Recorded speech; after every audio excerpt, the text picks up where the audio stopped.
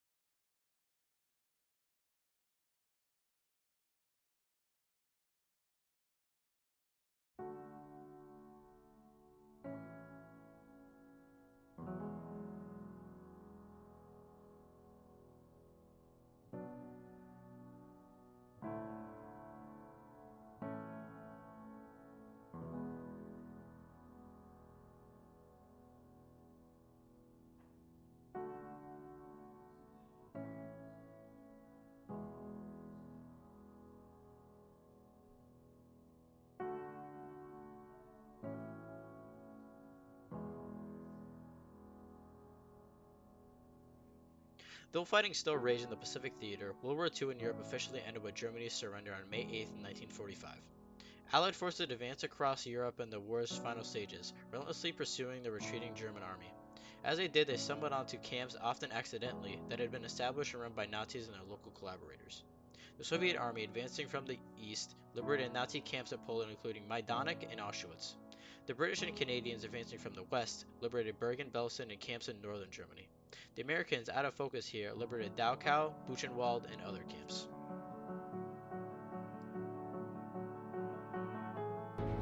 As their armies advanced across Europe, the Allies found thousands of people imprisoned in camps.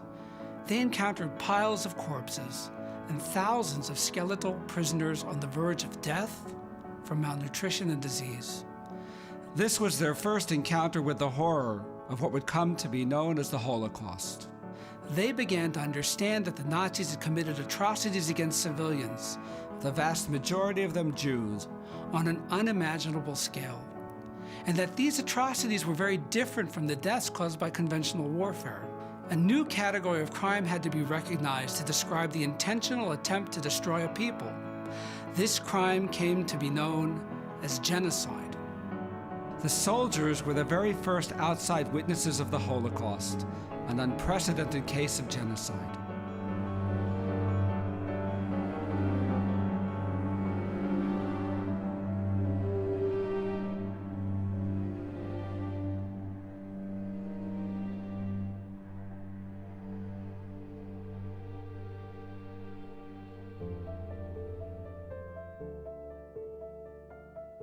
The testimonies of the first soldiers who entered the camps, known as the Liberators, are important eyewitness accounts of the mass atrocities committed against the Jews of Europe by the Nazis and their collaborators. Hardened combat veterans, the American GIs were used to death. Many had been fighting for years, but they had never seen killings of civilians on the massive scale they discovered. Their first encounters with Holocaust survivors at this unique moment in time give us an essential and intensely human perspective on the difference between military war and genocide. Leon Bass was 20 years old and was among the first U.S. soldiers to arrive at Buchenwald.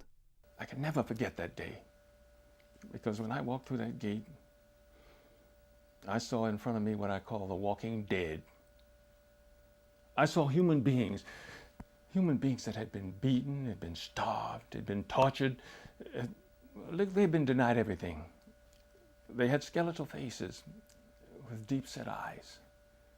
Their heads had been clean shaved, and they were standing there and they were holding on to one another just to keep from falling. I saw the clothing of little children, the little children that didn't survive. Up against the wall, there were mounds of clothing. I saw the caps, sweaters, the stockings, the shoes, but I never saw a child. Harry Mogen was a Jewish refugee from Nazi persecution. He reached the United States and became a soldier and a liberator. And you saw women on the floor, on wooden pallets. When I say women, you saw skeletons. Rags hanging on them, no shoes, bones instead of faces, and the stench was so horrible. It's hard to describe. What the American soldiers found at Ohrdruf, a subcamp of Buchenwald, was so grisly that General Dwight D. Eisenhower, then the Supreme Commander of the Allied Expeditionary Force in Europe, together with Generals Patton and Bradley, arrived to inspect the camp for themselves.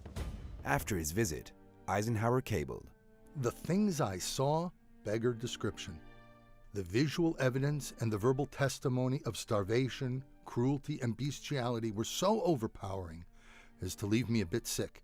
I made the visit deliberately in order to be in a position to give first-hand evidence of these things if ever, in the future, there develops a tendency to charge these allegations merely to propaganda." These words are now engraved on the wall of the United States Holocaust Memorial Museum in Washington, D.C. Eisenhower's eyewitness testimony reveals that what he saw at Ohrdruf left a powerful impression. Eisenhower foresaw the problem of disbelief that could fuel the denial of atrocities committed by the Nazis and their collaborators. He emphasized that he purposely witnessed these horrors so that no one would later be able to deny what he saw with his own eyes. Eisenhower was convinced that the world needed to know. He made sure that members of Congress and journalists were brought to see the camp. He had all nearby soldiers whose units were not on the front lines visit as well, writing, "We are told the American soldier does not know what he is fighting for. Now, at least, he will know what he is fighting against."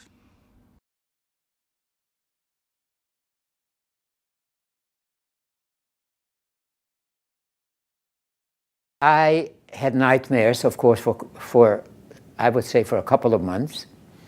You know, waking up thinking that I'm still in the camps, and I was so happy that I was in a real bed.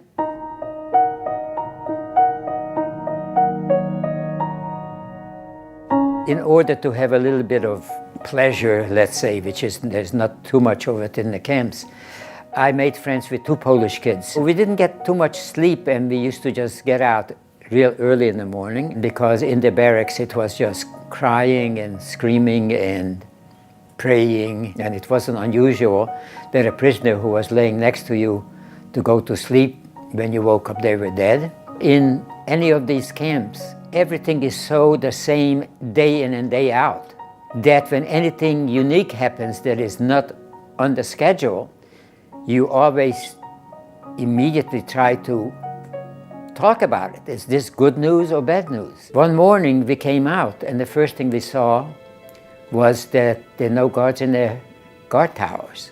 So we are sneaking between the barracks towards the gate, and lo and behold, nobody's there. So we get enough courage to go to the gate, and we notice there's a heavy chain with a padlock on it, and it's a very, very foggy morning, and we are just dumbfounded. All of a sudden there's a break in the fog, like a mirage, and all you see is two horses with a horseman. As he's coming closer, one of the Polish kids says to me, "Look at his hat," and it was a red star, a Russian soldier. He comes to the gate, and he says, "I'm advance guard.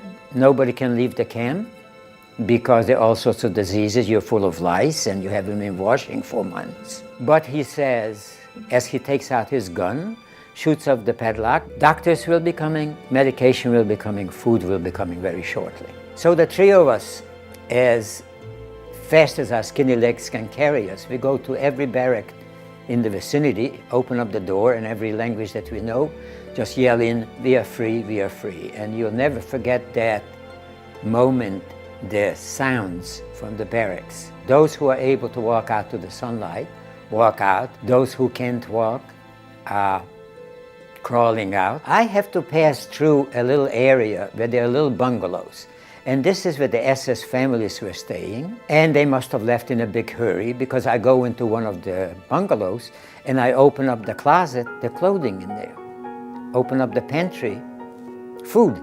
And then I go into the bathroom and I turn on the water, hot water, fluffy towels, shampoo, soap I haven't seen for a year. I make a little victory dance on my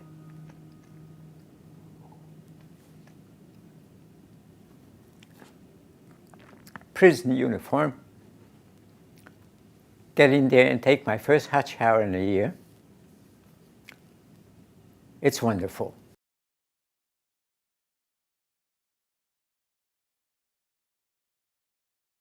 It's 1945 and World War II is over. Adolf Hitler is dead. So are his top lieutenants, Heinrich Himmler and Joseph Goebbels. But dozens of high-level Nazis are still alive and in prison. What do the Allied powers do with them? They take them to court in their own backyard. The Nuremberg trials were a series of international prosecutions that decided the fates of Nazi war criminals. Why hold these trials in the German city of Nuremberg? Well, for one, unlike a lot of German towns, Nuremberg was relatively undamaged by the war, and, just as importantly, the city had been the site of several infamous Nazi rallies. Prosecuting Nazi leaders there brought a symbolic closure to the Third Reich. The trials were administered by the four principal nations of the Allied powers: the United States, Great Britain, the Soviet Union, and France. However, each of these countries had their own laws and legal system, and had to settle on a common framework of justice. They couldn't try each defendant 4 different ways. So in August of 1945, they all sat down and hammered out the London Charter of the International Military Tribunal. With the London Charter, the Allies agreed that the defendants would stand trial and be allowed to have their own defense attorneys. Instead of a single judge, there would be a tribunal, 4 judges, 1 from each Allied country. The London Charter also defined the 3 major charges each criminal would face: crimes against peace, like planning and starting a war crimes, such as killing POWs, and crimes against humanity, in other words, killing civilians, as the Nazis did during the Holocaust. The trials lasted at Nuremberg from 1945 to 1949, but the highest profile cases were brought to court between 1945 and 1946. This period was known as the trial of the major war criminals. Among the 22 Nazi leaders on trial at Nuremberg were Gestapo founder Hermann Göring, Deputy Führer Rudolf Hess, Nazi Foreign Minister Joachim von Ribbentrop, and the German architect Albert Speer. 2 additional Nazis had been indicted, but one, Labor Chief Robert Ley, killed himself before the trials. The other, weapons manufacturer Gustav Krupp von Bohlen und Halbach, was declared mentally unfit. He was senile. Starting in November of 1945, the tribunal heard testimony and reviewed evidence for 216 court sessions. The horrors and crimes of the Nazis were put on display for all the world to see. In October of 1946, the court handed down its verdicts: 12 death sentences, including those for Göring and Ribbentrop. 3 got life in prison, 4 got lengthy jail terms, and 3 were acquitted. Nothing could undo the devastation of the war. Nothing could bring back the millions of lives lost in the Holocaust and the millions more lost in battle. But the Nuremberg trials were an important step towards rebuilding an international system of justice. They established important legal precedents for future international trials, including those for Japanese war criminals and for trials decades later in Rwanda and the former Yugoslavia. The Nuremberg trials officially entered the crimes of the Third Reich into the historical record, so that there would be no doubt about what the regime had done.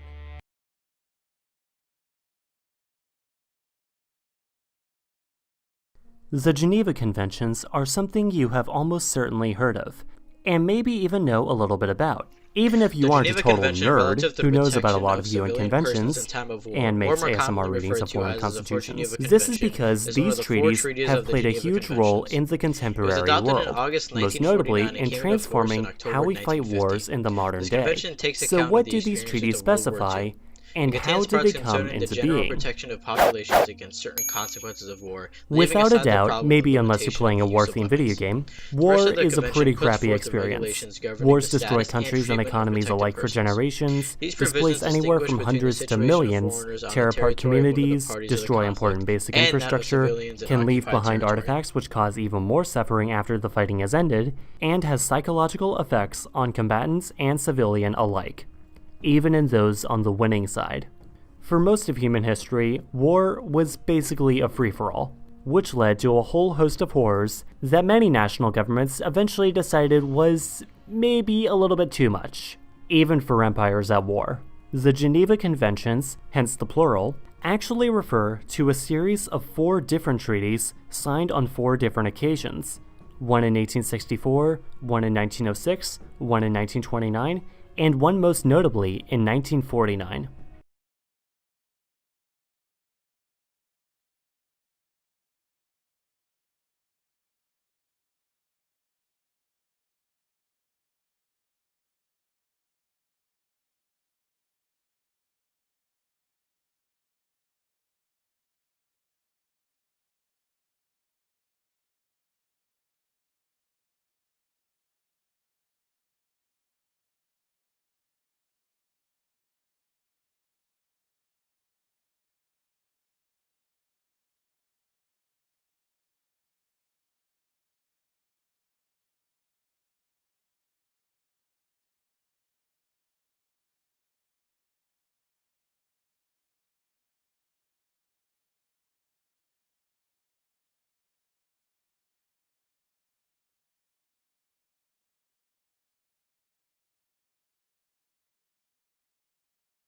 Today in the Daily Dose, the Manhattan Project. Cloaked in deep secrecy during World War II, the Manhattan Project was a joint research and development project between the United States, Canada, and Great Britain, with the goal of developing the world's first nuclear bomb. Led by Major General Leslie Groves of the U.S. Army Corps of Engineers and nuclear physicist Robert Oppenheimer, the director of the Los Alamos Laboratory in New Mexico. The project began modestly in 1939, but quickly grew to employ more than 130,000 people at its peak operation. 90% of the project's cost, nearly $24 billion in today's currency, was spent on building factories for the production of fissile material, while less than 10% went to the actual development and production of nuclear bombs. Research took place at more than 30 sites across the US, England, and Canada. Yet despite its massive scope and reach, the Manhattan Project remained top secret throughout its 7-year lifespan. 2 types of atomic bombs were developed concurrently, including the relatively simple gun-type fission bomb and the more complex implosion-type bomb. The first gun-type bomb, known as Thin Man, proved impractical for use with plutonium, so the project moved on to a second gun-type bomb known as Little Boy, despite the complexities of enriching its uranium-235 isotope. Nearly all of the program's uranium enrichment occurred at the Clinton Engineering Works at Oak Ridge, Tennessee, which included electromagnetic, gaseous, and thermal enrichment techniques. A concurrent plutonium enrichment process was carried out at the Metallurgical Laboratory at the University of Chicago, which designed the X-10 graphic reactor at Oak Ridge, with additional reactors at the Hanford Enrichment Site in Washington State. These efforts would result in the first plutonium implosion-type bomb, codenamed Fat Man, which was further refined and developed at Los Alamos. The first nuclear device ever detonated was an implosion-type bomb codenamed Trinity, which was detonated on July 16, 1945, at New Mexico's Alamogordo Bombing and Gunnery Range.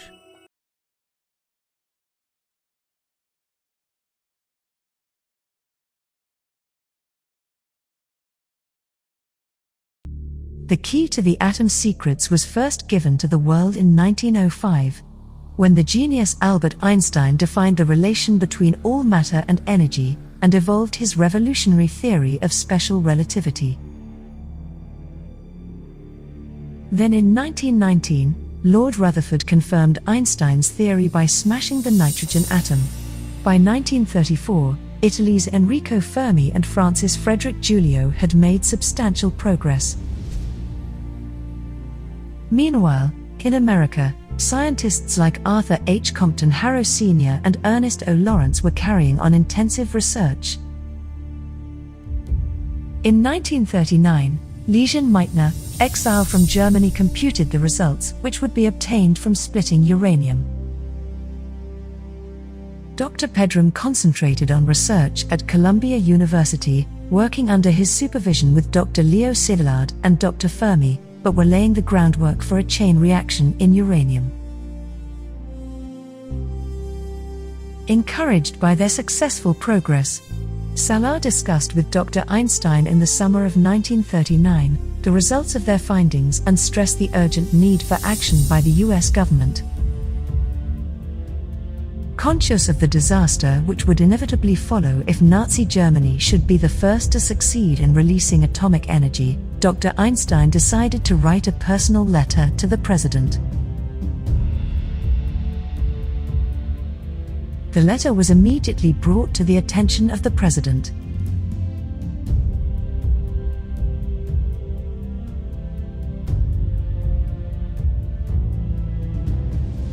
Recognizing the critical significance of Einstein's message, President Roosevelt signed an order appointing the director of the National Bureau of Standards, Dr. Lyman J. Briggs, as chairman of a special advisory committee on uranium. After only one meeting, the committee was able to report that an atomic bomb was a definite possibility.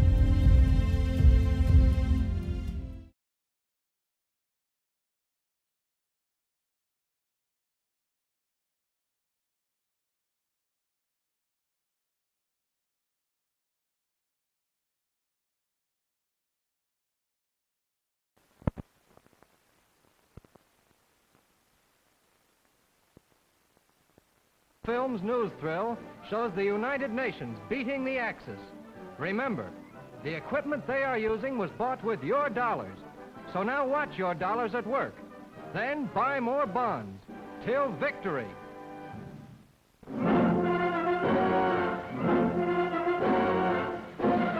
Somewhere on the Atlantic coast, U.S. troops embark on transports bound for Africa.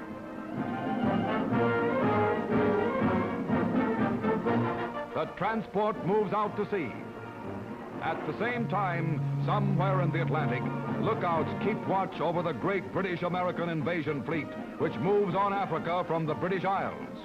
850 ships, the largest amphibious force in history, stretch around the horizon.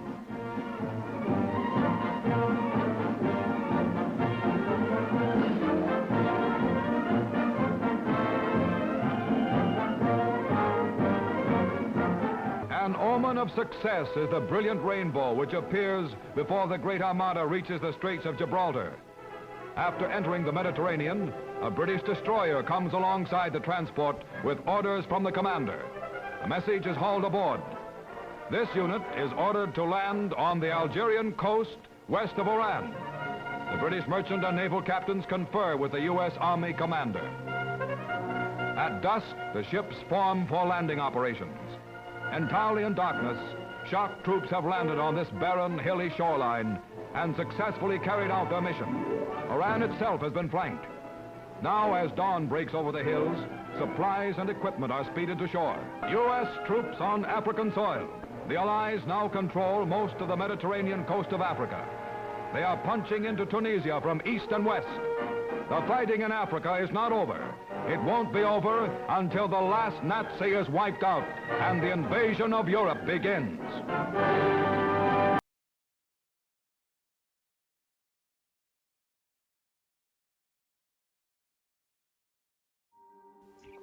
The United States dropped a second atomic bomb in Nagasaki, killing 35,000 residents. Debate continued at the highest level of the Japanese government about whether to surrender or not. Ultimately, Emperor Hirohito made the decision to surrender. On August 15th, the Allies celebrated VG Day, or Victory in Japan. Japan officially surrendered on September 2nd aboard the USS Missouri. Emperor Hirohito was the emperor who wanted to sign the treaty to surrender the US. However, the military kept to the idea of no surrender. The military would proceed to try and chase the emperor down so he wouldn't sign the treaty. The United States had to help him get to safety so he could sign the treaty. The US would stay in Japan to help them with the aftermath of the war, mainly the bombs that were dropped.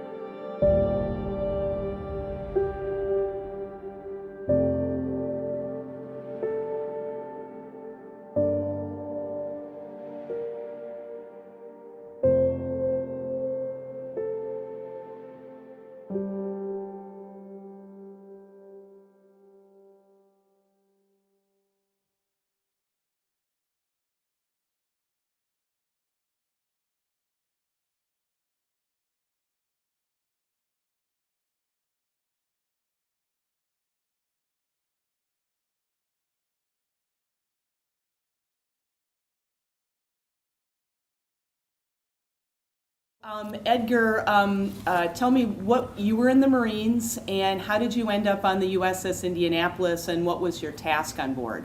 Okay, after boot camp, they said, Marine, you're going to sea school, which meant that I would be seagoing.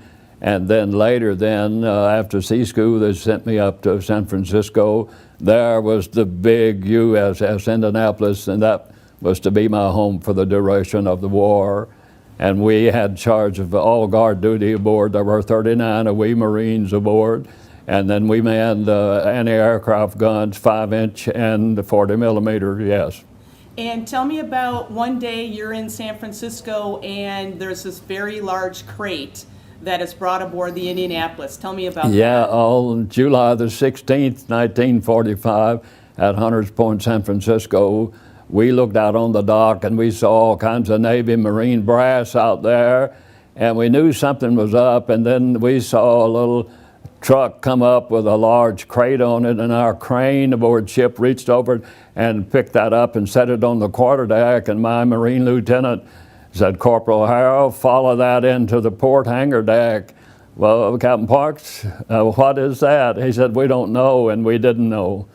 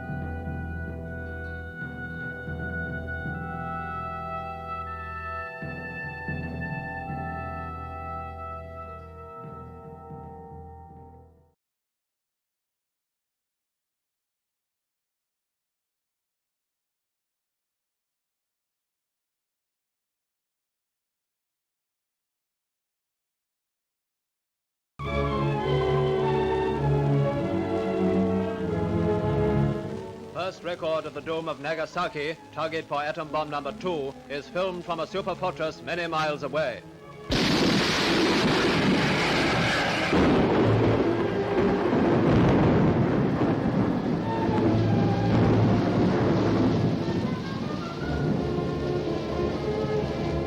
Beneath that sinister pall of smoke, the world's most destructive force has been unleashed. With what results we know only too well.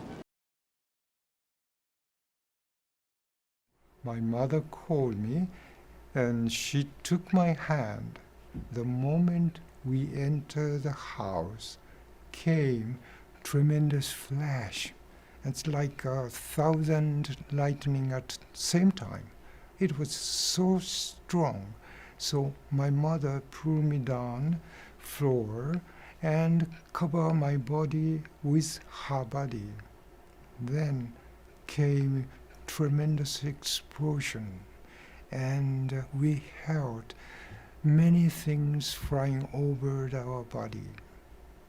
Then all of a sudden, total silent. So we stood up. We saw the window and the doors and roofs were disappeared. It was tremendous destruction. My sister was feeling some oily liquid running down from her head, but we couldn't see anything because the shelter was so dark. We stayed about 10 or 15 minutes. My mother decided to take us to the community shelter. So we came out into the light. We saw her head covered small piece of glass. She was bleeding. And so my mother carefully take all of the glass and cleaned up the blood.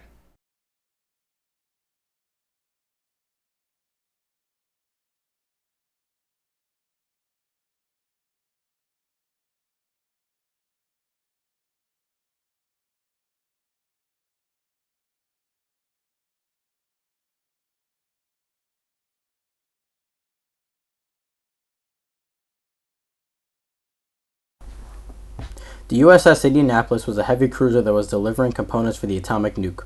The ship started in San Francisco and went to Tinian in 10 days. Then it was sent to Guam and the Leyte Gulf in the Philippines. Halfway on a trip to Leyte on July 30th, the USS Indianapolis was hit by 2 torpedoes from the Japanese submarine I-58, and the ship would ultimately sink. Only 316 out of the 1,200 people on board survived. It took 4 days for help to arrive as there were communication errors and no one knew that the ship sank. They got spotted by a passing U.S. naval aircraft and help was finally sent. The commanding officer of the Indianapolis, Captain Charles B. McVeigh, survived and he became the only ship's captain in the U.S. Navy to be court-martialed in connection with the loss of his ship in combat in World War II. He was found guilty of negligence for having failed to steer the ship on a zigzag course to help evade enemy submarines.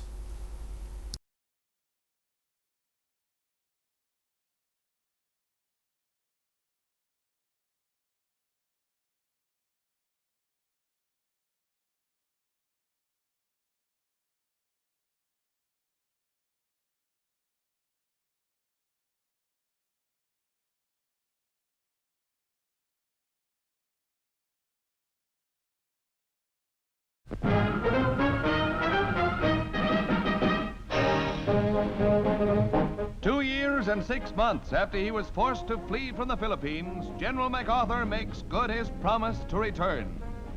Vice Admirals Wilkinson and Kincaid and Lieutenant General Kruger head up the greatest amphibious force ever assembled in the Pacific. Leyte Island, midway between Luzon and Mindanao, is the target. The Japs expected this attack at Mindanao, but MacArthur smashed at the middle and split the enemy's forces.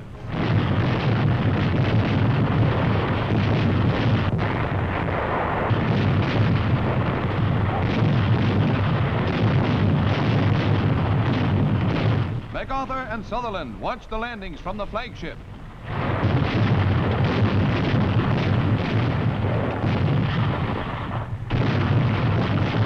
The Jap Air Force is conspicuous by its absence, as is the Jap Navy. The enemy lost 2,600 planes to our carrier forces in 2 months, and the Jap Navy arrived a little late, just in time to suffer its greatest defeat. The Commander-in-Chief goes ashore with Sergio Osmeña, President of the Philippines. This is a great day for all the Filipinos, not only those being liberated on Leyte, but also the gallant Philippine guerrillas who have never given up fighting the invader. It's a day of hope for all the islanders who were forced into Japan's greater East Asia prosperity sphere only to find themselves enslaved.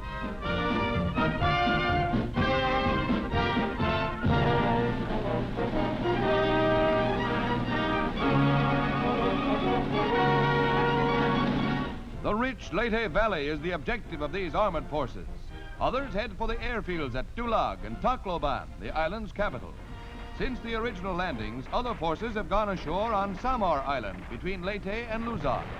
Except for isolated enemy groups, both islands are now well under our control. As the battle rages beyond Dulag, Filipinos start the job of rebuilding their shattered town. These pictures were taken by Universal's Irving Smith and Earl Crotchet, and by other newsreel and Navy cameramen.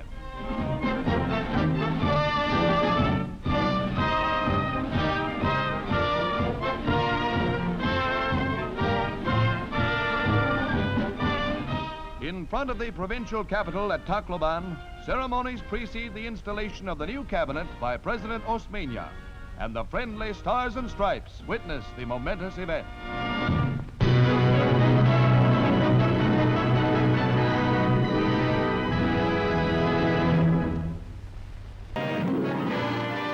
Over Atsugi, first of thousands of Japanese positions, a new flag waves.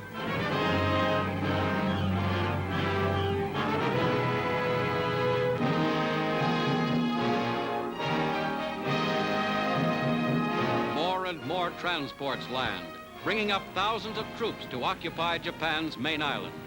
Japanese military police are put under Allied control to be used in the early stage of the occupation.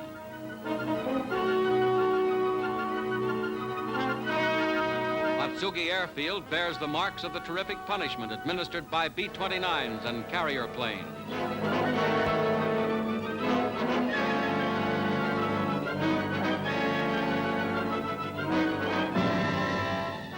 simultaneously with the airborne landings, Halsey's ships in Sagami Bay, just below Tokyo Bay, prepare to move through Uraga Strait toward Yokosuka, Yokohama, and Tokyo.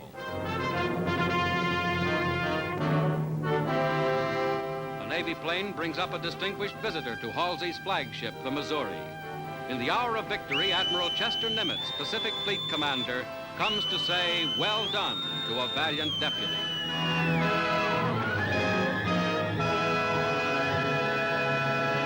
Still acting on the prearranged MacArthur terms, a group of Japanese harbor pilots comes alongside the cruiser San Diego for the trip through Uraga Strait. The San Diego is the flagship of the specially created Task Force 31, Admiral Badger commanding, which will land American Marines and sailors inside Tokyo Bay. The Japanese give full information on mines, soundings, and coastal defenses as Task Force 31 sails past the strait toward its first objectives.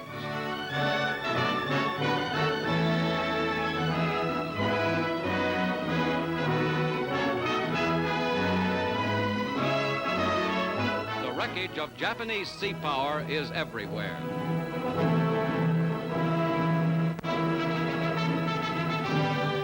The 33,000-ton Japanese battleship Nagato, hit July the 18th by 3rd Fleet aircraft, lies out of action in the harbor. But some of her guns may still be dangerous. Ship and crew are taken in custody by the Navy.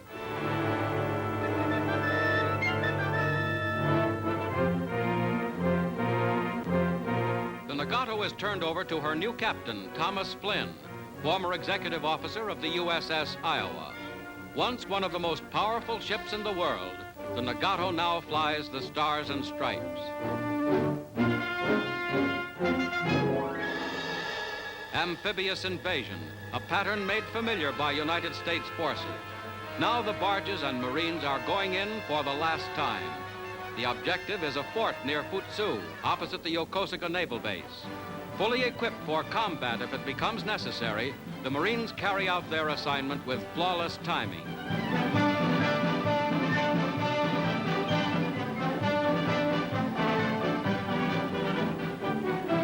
Across the bay at Yokosuka itself, still more Marines, part of a total landing force of 10,000, press into shore to take possession of the important naval base in the name of the United Nations.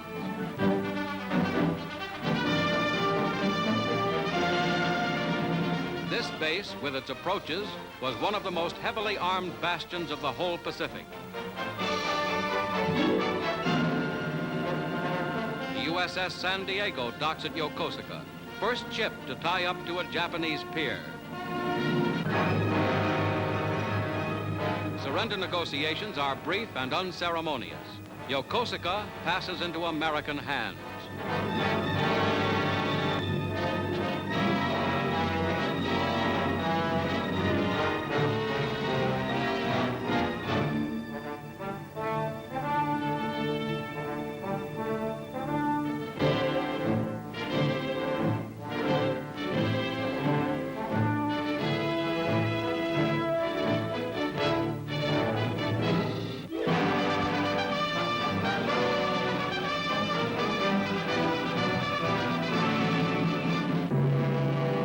Atsuki Field, airborne troops are still flocking in. Within a few hours, the Tokyo area holds thousands of American soldiers.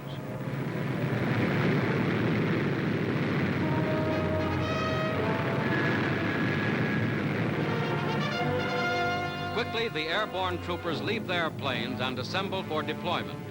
There were 300,000 Japanese soldiers in this area only 2 weeks ago.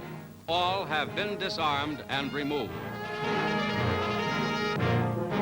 And now another plane wings low over Atsugi. Inside is the leader of the army that fought back from Bataan, the leader now of all the United Nations troops, ships, planes that smashed a terrible enemy, the Supreme Commander, Douglas MacArthur.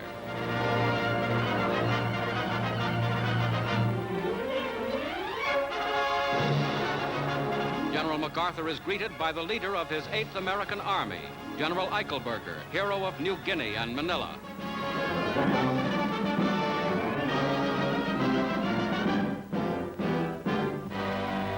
Japanese trucks, ordered for immediate use to transport occupation forces through the area, are lined up along the edge of the airstrip. Soon, quantities of American equipment arrive. But now, infantrymen load up for prearranged missions, ready to spread out and make secure the Allied hold around Tokyo. American prisoners of war, taken by the Japanese in the Philippines in 1942, are a glad reception committee. They'll be going home now.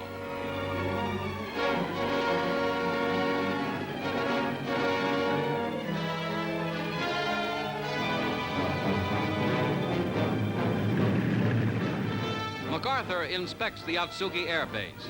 A happy, victorious day for the Supreme Commander and for millions upon millions of the peoples of the world.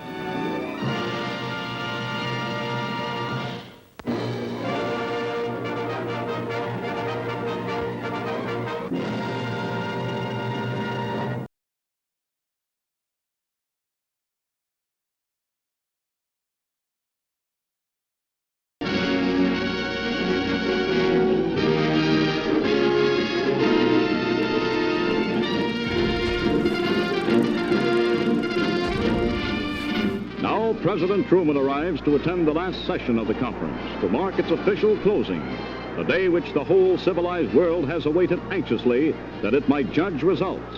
And the world, as well as San Francisco, rejoices over great progress made.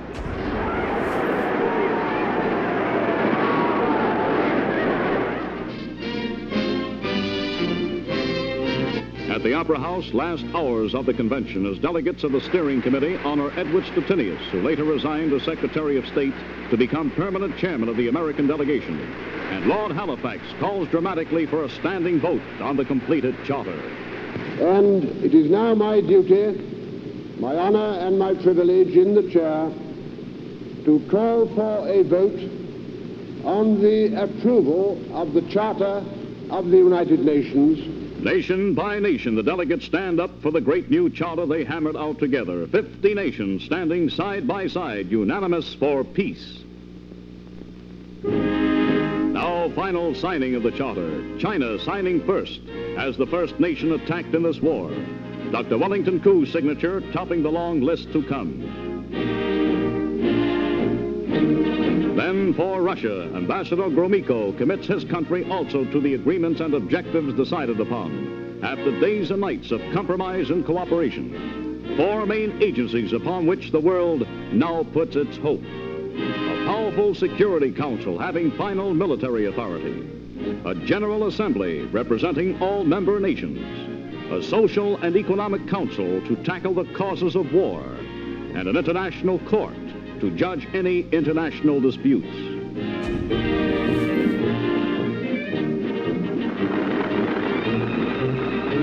The signing is done. The great charter is completed. This draft of mankind's deepest hopes already a historic document. Perhaps the Magna Carta of peace-loving humanity itself. Now Stettinius introduces the final speaker of the San Francisco Convention. The President of the United States of America.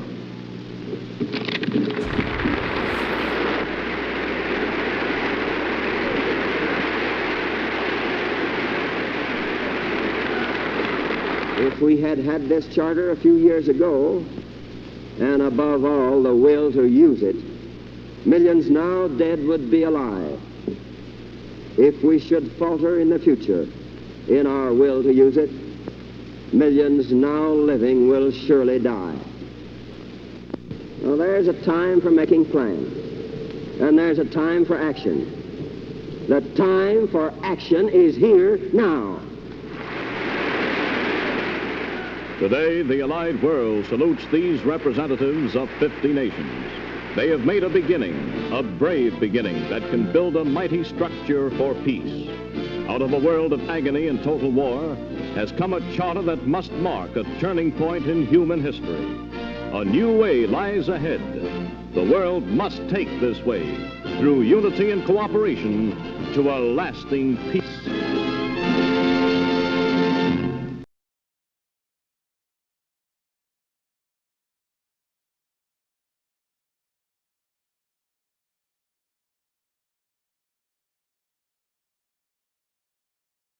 Nations. momentous opening words of the Great Charter for World Peace. At San Francisco, 200 men and women of 50 nations labored to build an organization that will outlaw war for all time. President Truman attends the last session of this conference, which the whole world has anxiously watched. The President meets many famous guests, among them General Smuts, who is a delegate to that other peace conference at Versailles, and Admiral Nimitz, under whose command British and American ships are hammering at the door to Japan. At the famous Opera House, the assembled delegates hear a call for their final vote from the chief of the British delegation, Lord Halifax. And it is now my duty, my honor and my privilege in the chair to call for a vote on the approval of the Charter of the United Nations. Nation by nation, the delegates cast their votes. 50 peoples pledged to peace. Now the final signing of the Charter. For Britain, Lord Halifax. Edward Stettinius, Chief of America's delegation to the World Security Council. For the third Big Three partner, Mr. Gromyko, Ambassador to Washington.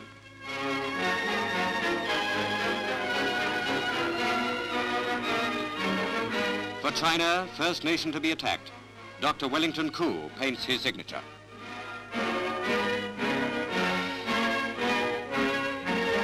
The Charter of mankind's deepest hopes. Humanity demands that this be the Magna Carta of lasting peace.